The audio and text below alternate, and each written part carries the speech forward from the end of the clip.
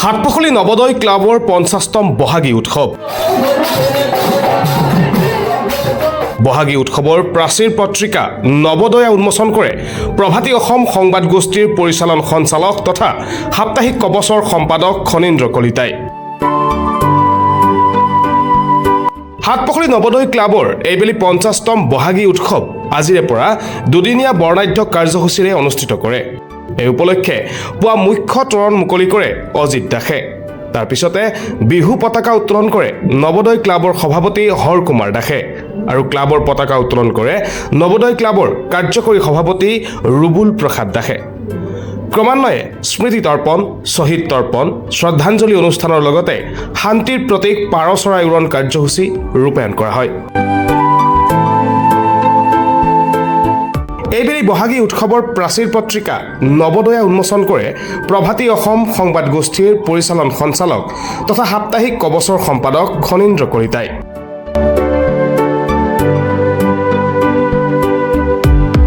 তাৰ পিছতে মুকলি বিহু প্ৰদৰ্শন কৰা হয়।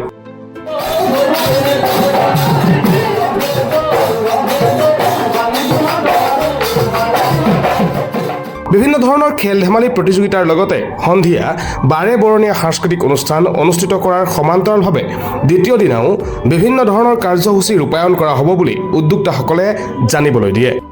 আমি সাতপখলি নৱোদয় ক্লাবে এইবেলি 50তম ৰঙালী বিহু উৎসৱ আমি পালন কৰাৰ প্ৰথম পদক্ষেপ হিচাপে আমি যিমান মানে বিড়ম্বনাৰে কৰিব লাগিছিল প্ৰয়াত জুবিন গাৰ্গৰ কাৰণে এইবেলি আমি অলপ অনুষ্ঠিত ধৰণে কৰিবলৈ আৰম্ভ কৰিছোঁ। আৰু এই চেগতে আমাৰ সাতপখলি গাঁৱৰ লগতে অঞ্চলবাসী ৰাইজৰ বিভিন্ন সহায় সহযোগিতাৰে আমি এই অনুষ্ঠানটো মুকলি কৰিছোঁ। ভাল লাগিছে। এই নৱোদয় ক্লাবৰ আজি 50 বছৰৰ বহাগী উৎসৱৰ আজি কৰি দিছে, সঁচাকৈ ভাল লাগিছে। মই 1983 চনত এই ক্লাবত সদস্য ভক্তি দিছিলোঁ। যা নহওক এই অনুষ্ঠানটোক বহুত ভাল পাওঁ, সৰুৰ পৰাই লাগি আছোঁ আৰু আজিও আহিছোঁ। এতিয়া বৰ্তমান অৰুণাচলত আছোঁ, তাৰ পৰা ৰাতিপুৱাতে আহিলোঁ, 4টা বজাতে আহিছোঁ গাড়ী চলাই, আহি ইয়াতে 11টা বজাত পালোহি। সঁচাকৈ নিজৰ ক্লাব, নিজৰ গাঁৱৰ ক্লাব ভাল পাওঁ আৰু অনুষ্ঠানটো নিশ্চয় সুন্দৰ হ'ব, বতৰো সুন্দৰ হ'ব আশা কৰিছোঁ। আৰু ৰাইজৰ সমূহ অঞ্চলবাসী ইয়াতে আহি আমাৰ যি বাৰে ৰহণীয় হেৰি আছে, সাংস্কৃতিক অনুষ্ঠান আছে, গীত মাত আছে, উপভোগ কৰিব। ক্লাব সম্পৰ্কত আচলতে যিটো নাম নৱোদয়, এইটো নতুনকৈ সদায় তাৰমানে উদয় হৈ থাকে।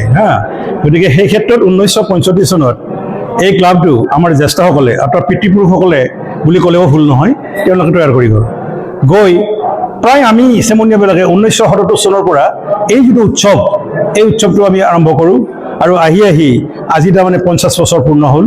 এই 50 বছৰ পূৰ্ণৰ ক্ষেত্ৰত আচলতে এটা কথা হ'ল, এই যিটো আমাৰ শ্ৰদ্ধাৰ জুবিন গাৰ্গ ঢুকাল, সেইকাৰণে এবাৰ তাৰমানে আমি এই সোণালী জয়ন্তীটো মানে পালন নকৰিলোঁ।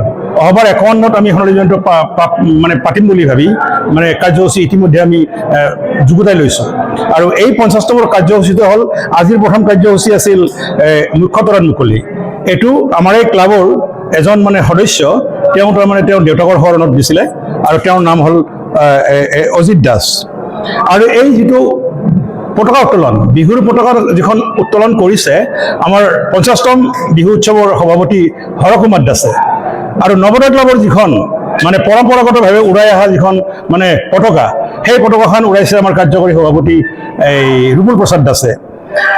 ইয়াৰ পিছত যিটো স্মৃতি দৰ্পণ আমাৰ ক্লাবৰে সদস্য মানে উপসভাপতি তিলক দাসে মানে সেইটো কৰিছে।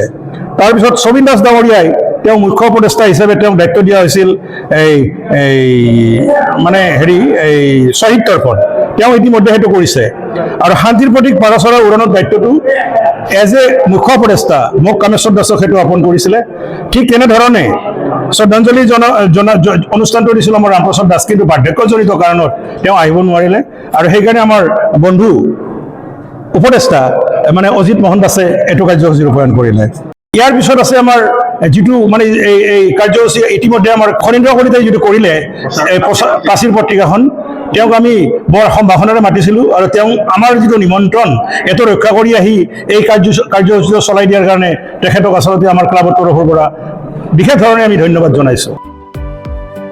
মেজাৰ পৰা সুনীল দাসৰ ৰিপৰ্ট প্ৰাতঃ টাইম ডিজিটেল। শদিয়াৰ পৰা ধুবুৰীলৈ, বৰাকৰ পৰা ব্ৰহ্মপুত্ৰলৈ সকলোৰে মাজত চিনাকি এটা নাম প্ৰাতঃ টাইম। থলুৱা ভাষা, কৃষ্টি আৰু সত্য বাতৰিৰ আধাৰত প্ৰতিষ্ঠিত খবৰ প্ৰাতঃ টাইমৰ প্ৰতিটো বা বাতৰি পুংখানুপুংখভাৱে চাবলৈ Facebook, YouTube, website, Twitter, Instagram আৰু ব্লগাৰ পেজত লাইক আৰু ফ'ল' কৰক।